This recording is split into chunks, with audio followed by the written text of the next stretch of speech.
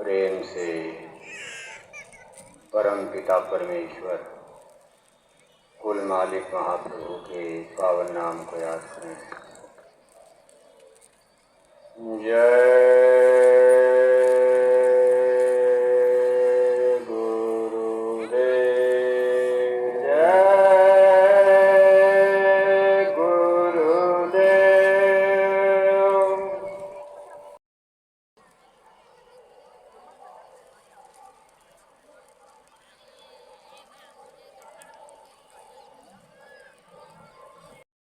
महाराज,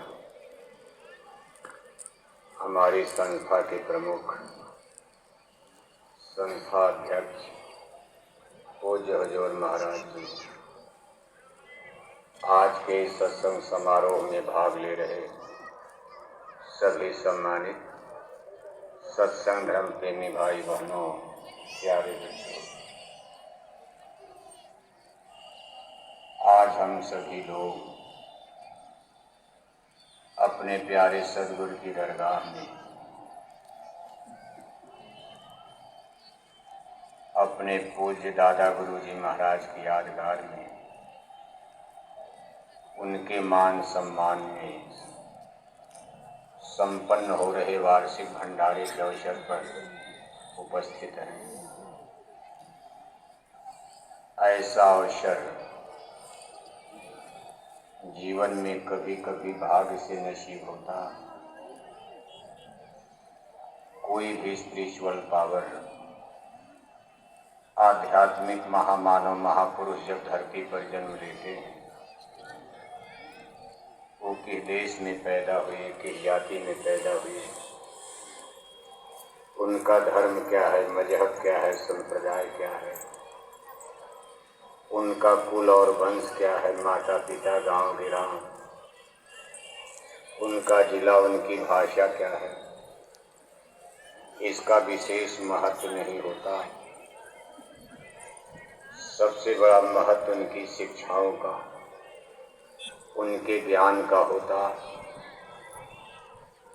आने वाली पीढ़ियां जुग जुग तक उनको अपने ज्ञान के लिए आदर्श माना करती। हमारे पूज्य दादा गुरु जी महाराज वैसे तो उत्तम कुल ब्राह्मण कुल में उनका जन्म हुआ था। जमाना अंग्रेजों का था, हमारा देश उस समय गुलाम था, ब्रिटानिया हुकूमत, अंग्रेजों का राज चलता था। इसी मथुरा से थोड़ी दूर पर उस समय के अलीगढ़ जिले के इगलास तहसील के एक छोटे से गांव चिरौली में उन्होंने ब्राह्मण कुल में जन्म लिया था। बहुत से भाई बहन उधर देखने के लिए जाते भी हैं, लेकिन वहाँ कोई विशेष चिन्ह नहीं बन पाया। ऐसा आदेश स्वयं दादा गुरु जी महाराज ने ही दिया था। उन्होंने गुरु महाराज को स्पष्ट कहा था कि मेरा कोई भी चिन्ह, मेरी कोई निशानी अगर बनाना भी है तो मथुरा में जमुना के पार बनाना। इसलिए गुरु महाराज ने ये विश्व प्रसिद्ध पावन मंदिर, जहाँ आपको दया दुआ आशीर्वाद बरकत की प्रसाद बटेगी मिलेगी, अरबों अरब रुपए खर्च करके इसका उन्होंने निर्माण करवाया। और जब आप इस पावन मंदिर में प्रवेश करते हैं तो पूज्य दादा गुरु जी महाराज के पहनावा पोशाक को देखकर,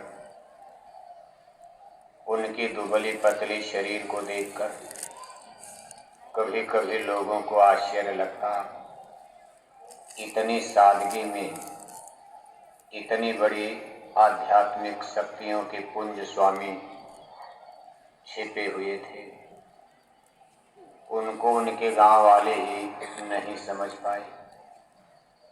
गांव वाले इतना जरूर कहते थे कि पंडित जी बड़े सीधे साधे आदमी हैं, लेकिन कोई ये नहीं जान पाया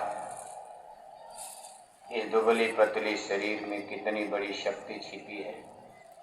दूर दूर से चल कर के लोग, कोई कानपुर से, कोई हमीरपुर से, कोई दिल्ली से, कहाँ कहाँ से कुछ लोग वहाँ आते थे, सत्संग चलता था। उन्होंने अपने जमाने में कोई आश्रम नहीं बनवाया, अपने ही घर पर गृहस्थ आश्रम में रहते ही उन्होंने इतनी बड़ी अमोलक दौलत लोगों को बांटा, प्रदान किया, दान किया। उसी अंग्रेजी जमाने में अपने परम पूज्य स्वामी जी महाराज भी उस दरगाह में पहुंच चुके थे। 1948 में पूज्य दादा गुरु जी महाराज अपने इस नासवान शरीर को त्याग करके अपने परम धाम सिधार गए।